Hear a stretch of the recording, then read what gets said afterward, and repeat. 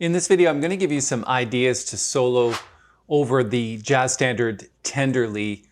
This is something that we've approached in the last video. We talked about the head and the chord structure and playing the chords and the melody and things like that, but you probably want some idea on how to solo over this tune.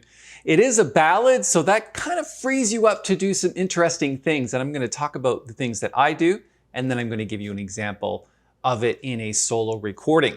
I'm also going to post a link to the sheet music and the backing track right up here in the corner. All you have to do is download it and you can practice all day long with the bass and drums, which is what we're going to do eventually in this video.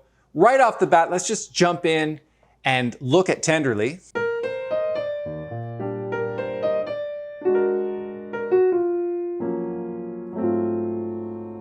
And those are the first 4 bars. How do you solo over this?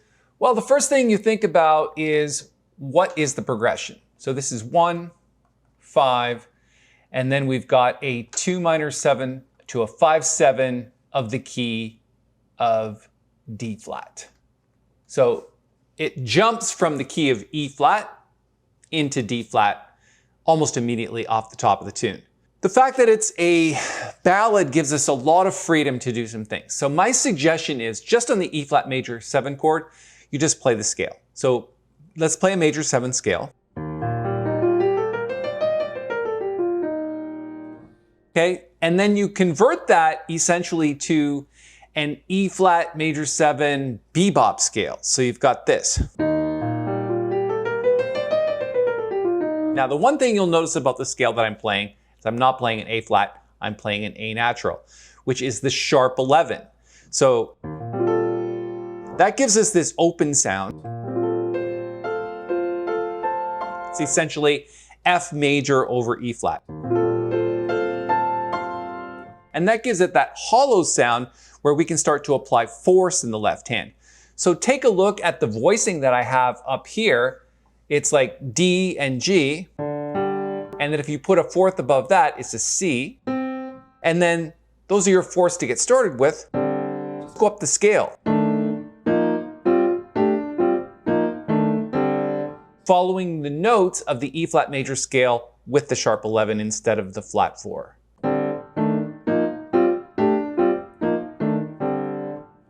And then what you want to do is apply that bebop scale, which has the A natural and the B natural. So let's write those notes in. This is A natural and B natural. And just apply those notes to an E flat major scale.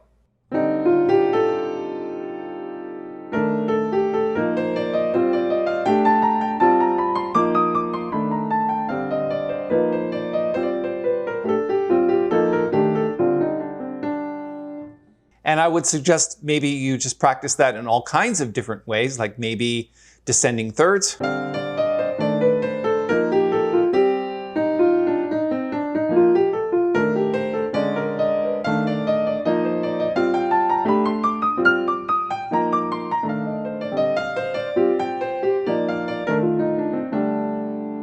And just fiddle around with those 4ths in the left hand and different melodies in the right hand.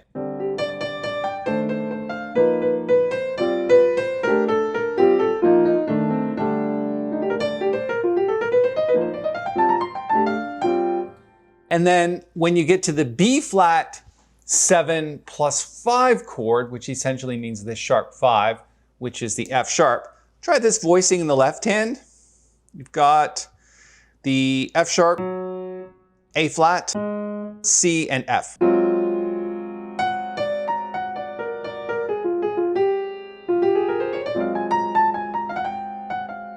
So you've got this B flat 7 scale, which is now the just an E flat scale, just starting on B flat. And then you just stick in the F sharp. You can also get hints from the melody.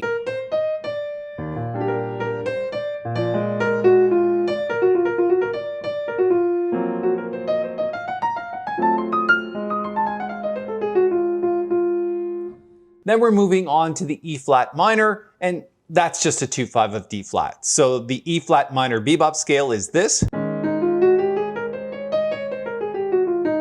and the A flat is just the same, but it starts on a different note. So, and the passing note for the bebop scale is this note here, G natural.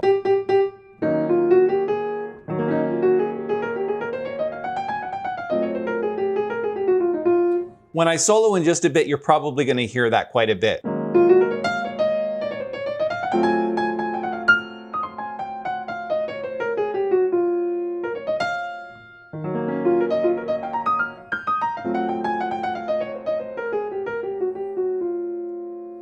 Okay, so the whole line we might do something like this, starting on the E flat major 7.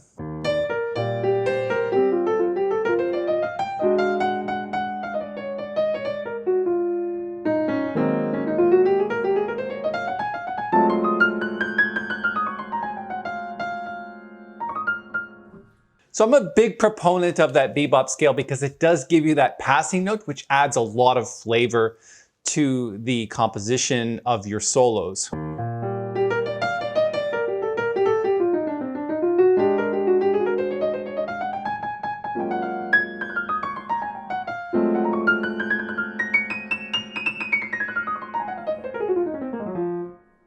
And that's what's really cool about ballads, is it gives you that freedom to express yourself without a lot of confines of straight and swing eighth notes. For example, if we were doing swing, it might be something like this.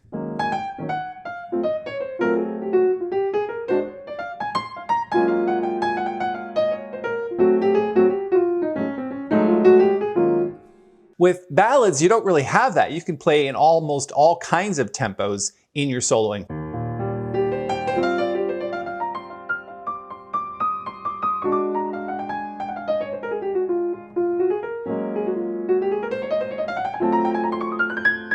From quarter notes to eighth notes to 16th notes to even 32nd notes. And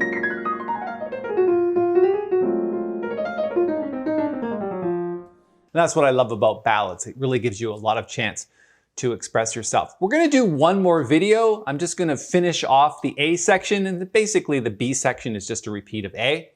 So let me do another video on the B section and the chords that you can associate there, and then we're kind of finished our tutorial on soloing over tenderly. So again, the sheet music and the backing track, you want to grab those.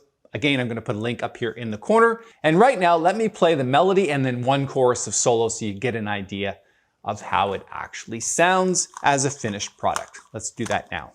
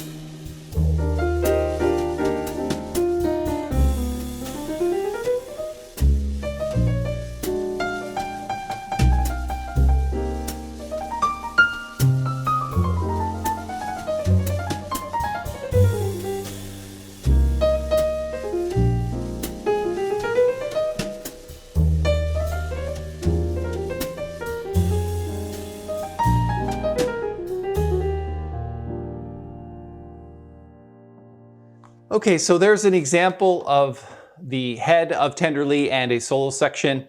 I hope you enjoyed that and got something out of it. Let me know if you have any questions. And of course, if you record yourself playing Tenderly and you've got a solo you want to share with the rest of us, hey, just stick a link below to your YouTube video. I'd love to see that. All right, thanks so much for your time. If you liked the video, give it a thumbs up and please go ahead and subscribe to the channel. Hit the little bell too, because you'll get notified of when we post our next video. Thanks for your time.